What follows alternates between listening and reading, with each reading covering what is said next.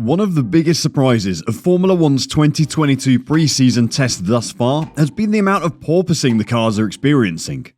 On the surface, there are no simple solutions to the problem now that the cars have arrived on the track, and teams don't have much time before the season opener in Bahrain.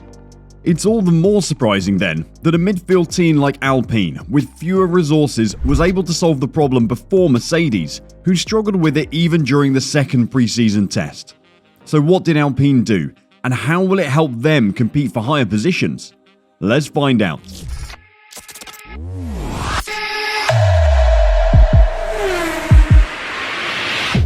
Welcome to F1 Tech, where we explore the inner workings of one of the most intensely exciting, death-defying sports in the world. Join us as we dive deep into the drivers, teams, and cars of Formula One. If you'd like to see more, be sure to subscribe and click the bell icon. Now, let's get started. Porpoising isn't a new issue. In fact, it was a significant challenge in the days of ground effect F1 cars, and it appeared that some teams were experiencing similar issues on the first day of pre-season testing in Barcelona. Porpoising in F1 cars is caused by airflow separation issues.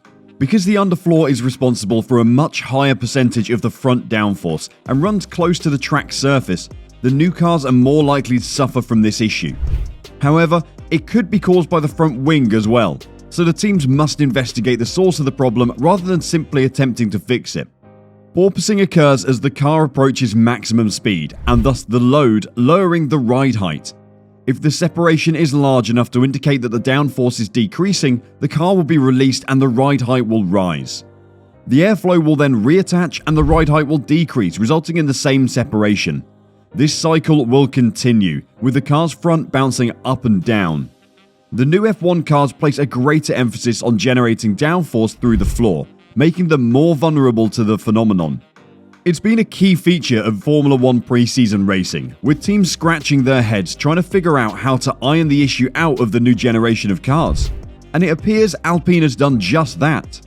Speaking after the final day of testing in Bahrain, Alpine sporting director Alpine said his team had been making a breakthrough with porpoising. "We can switch that on and off now. We know what makes that happen and what stops it.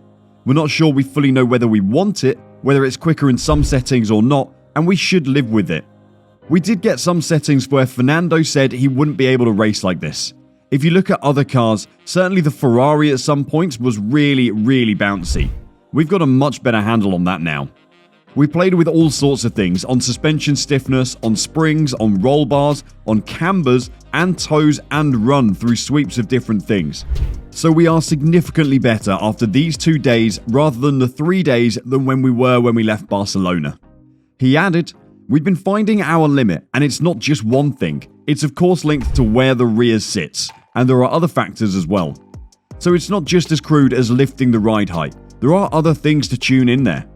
We found 2 or 3 things today that helped, and by making it worse, we figured out that to do the opposite, that's going to make it better." Permain said ahead of the first race of the season that it's too early to tell where Alpine stands in relation to the rest of the field, but he's hopeful they'll be fighting for Q3 in Bahrain. "I still don't know the pecking order, but I know we're in the ballpark.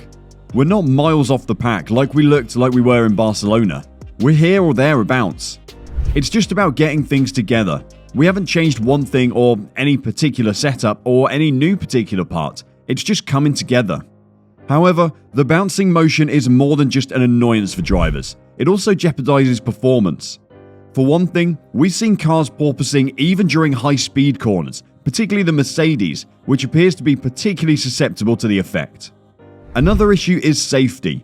According to Mercedes recruit George Russell, who believes the uncontrollable bouncing has the potential to be a real safety concern if it gets out of control during the race. However, with most teams genuinely surprised that the porpoising phenomenon has stuck as dramatically as it did in Barcelona, and the long lead times required to implement permanent design changes, some compromises may be required to get through the first couple of races in 2022.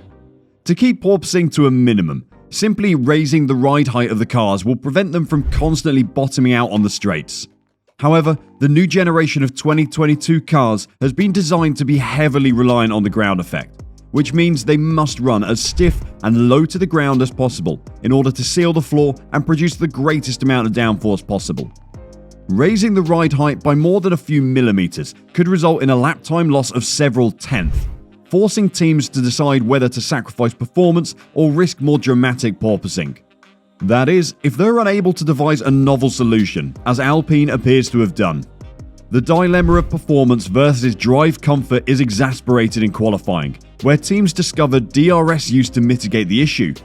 This is because DRS reduces the aero load on the car, meaning it does not squat as much to the ground as it does when the flap is closed. DRS is activated in every zone during a flying lap in qualifying, but it can only be used when approaching the car in front in the race. That means there may be temptation to go for a setup that's quick in qualifying with DRS on, but more troublesome on Sunday when porpoising cannot be alleviated by opening the flap on a regular basis.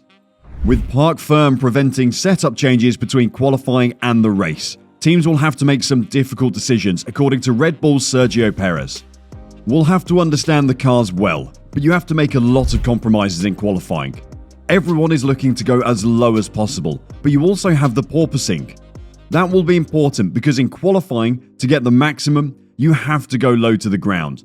But when you don't have the DRS open, we have the problem. Carlos Sainz, whose Ferrari was one of the worst affected by porpoising, added, "It depends on the setup you run. It depends if you use the DRS or not. It's a whole new world and understanding that we need to get on top of, because it looks like it could be the topic for this year." Alan Permain was quick to recognise that teams are unlikely to go against their nature and sacrifice performance to solve the problem. While a simple solution appears to be on the table, he's sceptical that teams will simply raise the ride height until a permanent solution is found. It's definitely a real problem, but I'm thinking we need to get on top of it, and I think they'll get on top of it, I'm sure. But I'm not convinced.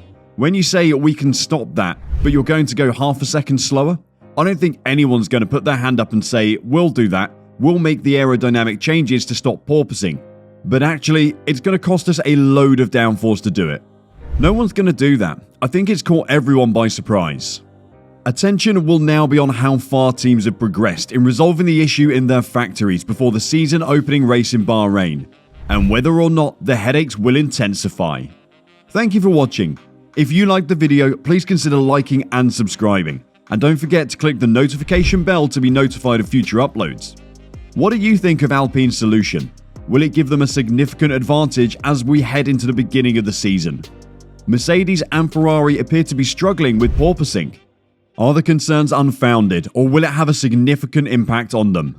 Leave your thoughts in the comments section, and we'll see you later on F1 Tech.